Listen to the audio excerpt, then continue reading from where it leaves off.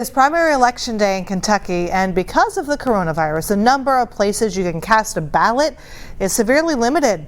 Anjanette Levy is in Covington with more on the situation for voting day. Hey, Anjanette.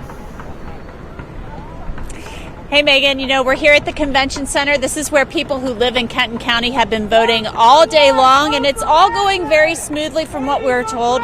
We have not heard any complaints. This election day, where voters cast a ballot was a little different in Kentucky. Counties only had one or two locations open, and people were spread out and separated at the Northern Kentucky Convention Center. Heidi prefers voting in person. What did you think of the experience? It was great. They had two different, you could go electronic or paper, and the system went really fast. Nancy Hazlett also had a good experience. When I realized how many precincts it would reduce to, I was concerned that it would be a lot more crowded, a long line. So not overly concerned, but I was happy to see it wasn't nuts. It was very organized and easy. Absentee voting by mail was expanded for the first time in Kentucky because of COVID-19. The Kentucky Secretary of State's office says more than 867,000 ballots have been requested by mail. To date, a little more than 530,000 of them have been returned.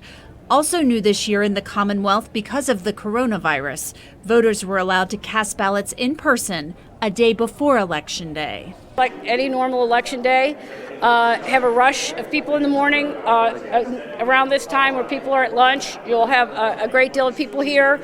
And then at the end of the day, you'll have people coming home.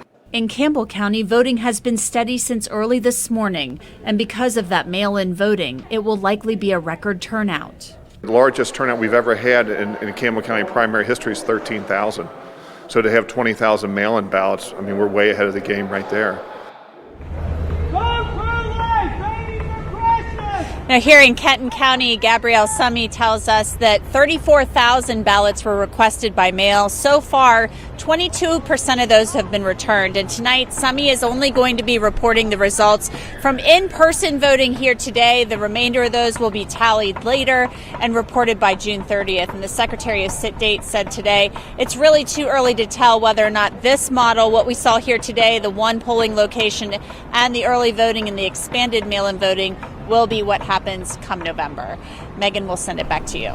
Anjanette, thank you. And the Kentucky Secretary of State will post whatever results he receives tonight, but the totals will not be complete. The Commonwealth's two largest counties, Jefferson and Fayette, decided not to post partial results.